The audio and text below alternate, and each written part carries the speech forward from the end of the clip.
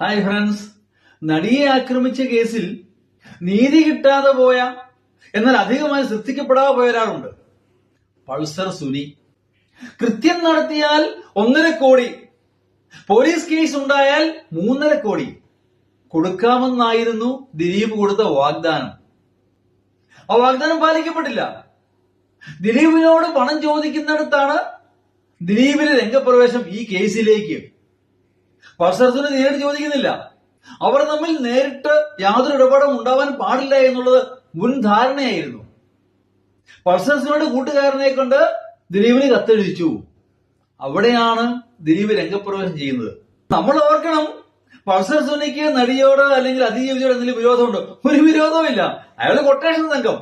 താൻ ചെയ്യുന്നത് നിയമവിരുദ്ധ നടപടിയാണ് എന്നും പിടിക്കപ്പെട്ട ജയിലാകുമെന്നും ശിക്ഷ ഉണ്ടാകുമെന്നും ഒക്കെ നല്ല ബോധ്യമുള്ള ആളാണ് ശ്രീമൻ പൾസർ സുനി. അയാൾക്ക് പശ്ചാത്താപവുമില്ല.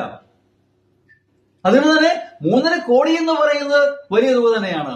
അപ്പോ നിങ്ങൾ പറഞ്ഞേക്കാം അതിന് തെളിവൊന്നുമില്ല. തെളിവില്ല, പക്ഷെ വിശ്വാസവഞ്ചന കുറ്റം നിലനിൽക്കും. ശ്രീമൻ ദിലീപ് പൾസർ സുനിയോട് വിശ്വാസവഞ്ചന കാണിച്ചിരിക്കുന്നു. കൊടുക്കാമെന്ന് പറഞ്ഞ് 3.5 കോടി കൊടുത്തിട്ടില്ല. അപ്പോ ഈ കേസ് വൈൻഡപ്പ് ചെയ്യുമ്പോൾ നമ്മൾ ഓർക്കേണ്ട ഒരു കാര്യമുണ്ട്.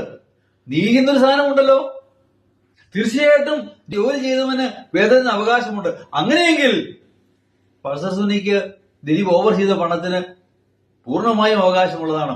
അത് മേടിച്ചു കൊടുക്കാനെങ്കിലും നമ്മുടെ നിയമ സംവിധാനത്തിൽ കഴിയേണ്ടതാണ്. അല്ലെങ്കിൽ പിന്നെ ഈ നിയമ സംവിധാനം കണ്ടോ, ഈ നീതിന്യായ വ്യവസ്ഥ കണ്ടോ ഒരു കാര്യവുമില്ല. ഇതെല്ലാം വെറും തട്ടിപ്പ് പെരുമാറുക തന്നെ. അയാൾ ജോലി ചെയ്ത് വേതനം കൊടുത്തിരിക്കണം. അതാണ് നീതി എന്ന് പറയുന്നത്, അതാണ് ന്യായം എന്ന് പറയുന്നത്. അങ്ങനെ ഞാൻ പറയുന്നത്, ഗവൺമെന്റ് മുൻകൈ എടുത്ത് ആ പൾസർ സുനിക്ക് നീതി നടപ്പാക്കേണ്ടതാണ്. കാരണം അതിജീവിതയ്ക്കൊപ്പം നിന്നോ ഗവൺമെന്റ് എന്നുള്ളത് സംശയാസ്പദമാണ്.